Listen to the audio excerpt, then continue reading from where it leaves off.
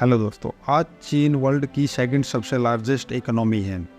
वहीं पर अगर आप 30 से 40 साल पहले देखेंगे तो भारत और चीन की इकोनॉमी लगभग बराबर थी। लेकिन ऐसा क्या हुआ 1980 के बाद कि इन 30 से 40 सालों में चाइना इतना पावरफुल और रिच बन गया।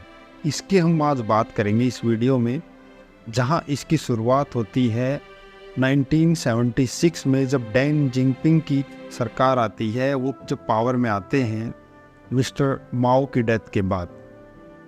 मिस्टर डेंग ने 1978 में अंतर्राष्ट्रीय संबंध और घरेलू माहौल ठीक होने के बाद चीन के दरवाजे विदेशी निवेशकों के लिए फिर से खोल दिए और सेंट्रल प्लानिंग के तहत अपनी अर्थव्यवस्था को आगे बढ़ाने के लिए एक सुधारों की चेन शुरू कर दी। सबसे पहले मिस्टर डेंग ने काम किया एग्रीकल्चर पर।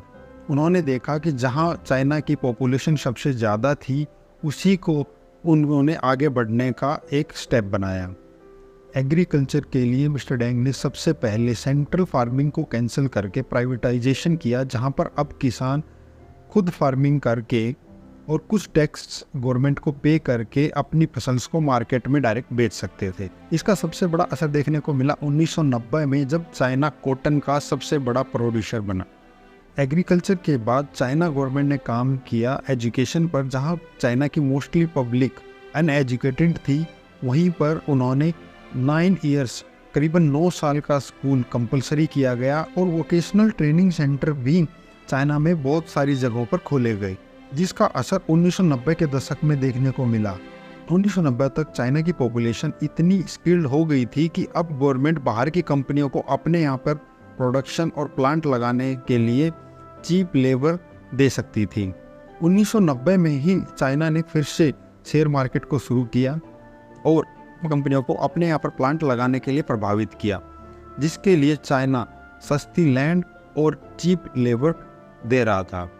इसी का आधार बनाते हुए चाइना ने अपनी अर्थव्यवस्था को आगे बढ़ाने का फैसला किया। सबसे पहले 1988 में ताइवान की कंपनी फॉक्सकॉन ने एक मैन्युफैक्चरिंग प्लांट चाइना में लगाया, जिसकी आज तकरीबन 12 फैक्ट्रीज चाइना में चलती है। उसके बाद से ही एलजी, सैमसंग उन्होंने शुरुआत की और उसके बाद से आप देखेंगे आज एप्पल की मैन्युफैक्चरिंग भी फॉक्सकॉन के द्वारा चाइना में की जाती है। इसके बाद से वर्ल्ड की तकरीबन सभी कंपनियों ने अपने मैन्युफैक्चरिंग प्लांट चाइना में लगाए, क्योंकि वहाँ पर सस्ती लैंड और चीप लेबर मिलती थी। इन्हीं बड़ी कंपनियों की टेक्नोलॉजी को यूज़ करते हुए चाइना ने बाद में अपने खुद के प्लांट लगाने शुरू किए और उसी के बेस पे सबसे पहले छोटे इलेक्ट्रॉनिक्स आइटम और टॉयज़ की मैन्युफैक्चरिंग स्टार्ट की, जिसके बाद चाइना टॉयज़ का सबसे बड़ा एक्सपोर्टर बना। इसके बाद भी चाइना यही नहीं रुकता है और 2000 की स्टार्टिंग में जब कंप्यूटर और मोबाइल की क्रांति आती है, तब डेल, HP, कॉम्पैक्ट, एप्पल जैसे बड़े ब्रांड्स को अपने यहाँ मैन्युफैक्चरिंग करने के लिए प्रभावित करता है और बाद में इन्हीं की टेक्नोलॉजी यूज़ करके खुद के प्लांट लगाने शुरू कर देता है, जिसकी वजह से आज तक चाइना सबसे बड़ा एक्सपोर्टर रहा है लैपटॉप और मोबाइल्स का।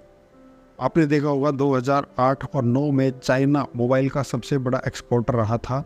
उस टाइम पे इंडिया में भी चाइनीज़ मोबाइल की धूम थी, लेकिन क्वालिटी ठीक ना होने के कारण ये मोबाइल देश में ज़्यादा दिन नहीं टिक पाए।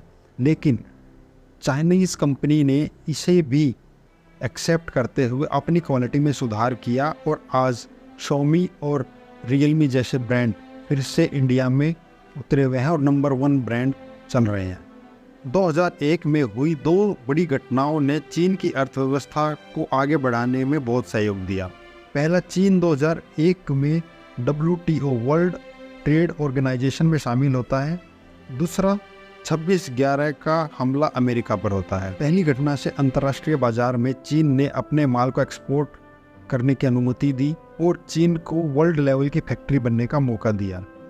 दूसरी घटना से जहां मिस्टर बुश अब चाइना के साथ कंपटीशन नहीं कर सकते थे, वहीं उन्होंने चीन का सहयोग लेना शुरू किया।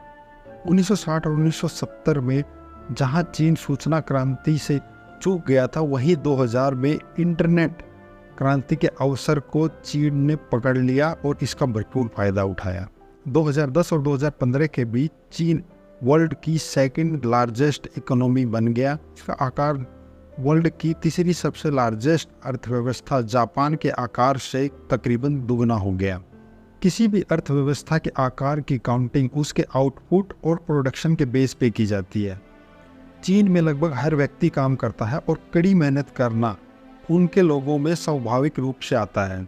आपको बहुत कम लोग चीन में पार्क में खाली बैठे हुए नजर आएंगे। चीन की लार्जेस्ट पॉपुलेशन भी कहीं ना कहीं चीन के लिए फ़ायदा साबित हुई, क्योंकि चीन का खुद का घरेलू बाजार इतना बड़ा है कि वहाँ की प्रोडक्शन कंपनीज़ को अपने माल की सेल के लिए हमेशा दूसरे देशों की तरफ नहीं देखना पड़ता। दुनिया भर में सस्ते सामान की हमेशा डिमांड रहती है और चीन सस्ते लैपटॉप और मोबाइल बनाता है और दुनिया में इसकी मांग कभी भी ख़त्म न होने वाली है। इसीलिए आप देखेंगे हम जैसे भी कई बार सस्ते प्राइस के लिए क्वालिटी से समझौता कर लेते हैं। आप देखेंगे एप्पल का फ़ोन हर कोई ख़रीदना चाहता है, लेकिन इतनी ज़्यादा कॉस्ट नहीं दे सकते। अगर आप सोचिए यही एप्पल का फ़ोन अगर यूएस में मैन्युफैक्चरिंग होता तो इसकी कॉस्ट कहाँ होती। इसी के लिए एप्पल फॉक्सकॉन से अपने फ़ोन मैन्युफैक्चरिंग कराता है चाइना लो लेबर कॉस्ट पर। किसी भी देश का खजाना आयात पर निर्भरता के कारण ख़त्म हो जाता है। फॉर एग्जाम्पल, भारत कच्चे तेल को आयात करता है जिससे के लिए उसको एक बड़ी रकम चुकानी पड़ती है। 2014 तक चाइना भी कच्चा माल और रसायन और प्लास्टिक के प्रोडक्ट्स को आयात करता था, मैक्सिमम यूरोप और अमेरिका से। लेकिन इसके बाद से रसायन और कच्चे तेल के एक्सपोर्ट करने वाले देशों में से खुद एक देश बन गया। आने वाले कुछ सालों में वर्ल्ड की नंबर 1 यूएस की अर्थव्यवस्था को पछाड़ के नंबर 1 पे न पहुंच जाए, इसी का डर अमेरिका को सताने लगा है। और आप देखोगे अमेरिका की कुछ कंपनीज ने वहाँ पर मैन्युफैक्चरिंग बंद कर दी है, जिसका फ़ायदा अब भारत को होने लगा है। कैसे अब भारत चीन का कॉम्पिटिटिव बनता जा रहा है, इसके बारे में हम अगली वीडियो में बात करेंगे। अगर ये वीडियो आपको अच्छी लगी प्लीज़ लाइक करें, सब्सक्राइब करें और अपने विचार हमें कमेंट सेक्शन में शेयर करें। Thank you.